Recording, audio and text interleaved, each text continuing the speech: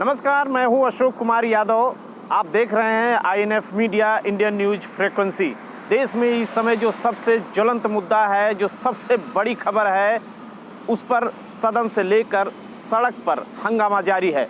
जी हां, हम बात कर रहे हैं किसान आंदोलन की। इस वक्त हम मौजूद हैं यूपी दिल्ली बॉर्डर पर, जहां पर पश्चिमी उत्तर प्रदेश के किसान इस समय आंदोलनरत हैं। आप देख सकते हैं कि यहाँ पीछे पुलिस और किसान यहाँ पर मौजूद हैं। इसके पीछे भी हम आपको दिखाना चाहेंगे कि कम से कम 2 किलोमीटर तक उस तरफ गाड़ियाँ खड़ी हैं, ट्रैक्टर खड़े हैं किसानों के। बड़े सवाल हैं कि किसान के जो साथी थे, लगभग 1 दर्जन किसानों के साथी शहीद हो गए। किसान यहाँ से हटा नहीं। आखिर क्यों? किसानों के ऊपर पुलिस ने आंसू गैस के गोले छोड़े, पानी की बौछार की, उसके बावजूद भी किसान यहाँ से हटे नहीं। आखिर क्यों? किसानों का आंदोलन हरियाणा और पंजाब या सिंध बॉर्डर तक सीमित नहीं है, बल्कि पश्चिमी उत्तर प्रदेश के किसान भी उसी लय में नजर आ रहे हैं। वो भी यहाँ आके बॉर्डर पर जम गए हैं। सिर्फ इतना ही नहीं, देश के तमाम जगहों पर किसानों के जो नेता हैं, उनकी अगुवाई में लोगों ने धरना प्रदर्शन किया, अपनी मांग को सरकार से रखा, लेकिन सरकार सुनने को तैयार नहीं। फिलहाल आपको हम ये भी बता दें कि तमाम सारे राजनीतिक दल भी किसानों के समर्थन में आए, अपनी बात को कहा, जगह जगह पे धरना प्रदर्शन किया। उत्तर प्रदेश में समाजवादी पार्टी ने 7 तारीख को किसान यात्रा निकालने की कोशिश की, लेकिन योगी सरकार ने उसको सफल नहीं होने दिया।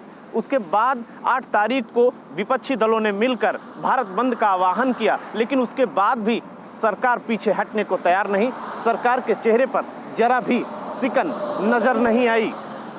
बात किसानों की है, इसलिए मोदी सरकार भी कदम फूंक फूंक कर रख रही है, क्योंकि वो जानते हैं कि ये ऐसा मुद्दा है जहां पर न किसी जाति का नाम जुड़ा है, न किसी धर्म का नाम जुड़ा है, न ही किसी राजनीतिक संगठन का नाम जुड़ा है। इसलिए यहाँ पर लड़ाई सीधे सीधे हो ही नहीं सकती। इस तरीके के आंदोलन अमूमन देखने को नहीं मिलते। 1 दशक पहले इस तरीके का आंदोलन भ्रष्टाचार के खिलाफ जब कांग्रेस की सरकार थी तो आंदोलन खड़ा हुआ था, इसी दिल्ली में खड़ा हुआ था, गांधी मैदान में वो आंदोलन खड़ा हुआ था। उसके बाद कांग्रेस धराशायी हो गई और अभी तक कांग्रेस खड़ी नहीं हो पाई। लिहाजा इस बात का अंदाजा मोदी सरकार को भी है, लेकिन ये अंदाजा किसानों को भी है कि कुछ ऐसे एलिमेंट हैं जिनसे आंदोलन कमज़ोर पड़ सकता है। लिहाजा वो चाटुकार मीडिया जो सिर्फ किसानों की बात नहीं रख रहा, वो सिर्फ सरकार की बात रख रहा है, किसानों की बात नहीं रख रहा है, ऐसे मीडिया को उन्होंने दूर रखा है। राजनीतिक लोगों को भी किसानों ने दूर रखा है, क्योंकि वो जानते हैं, किसान जानते हैं कि अगर राजनीति उनके आंदोलन के अंदर घुस गई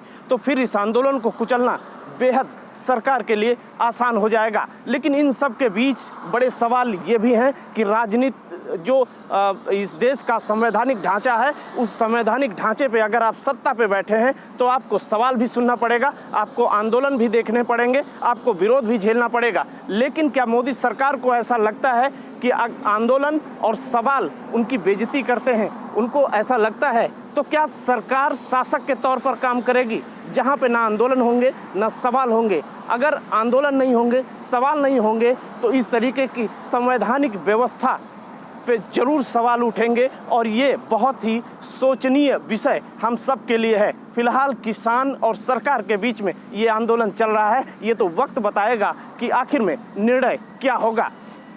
कैमरामैन विजय यादव के साथ Ashok Kumar, INF media, UP.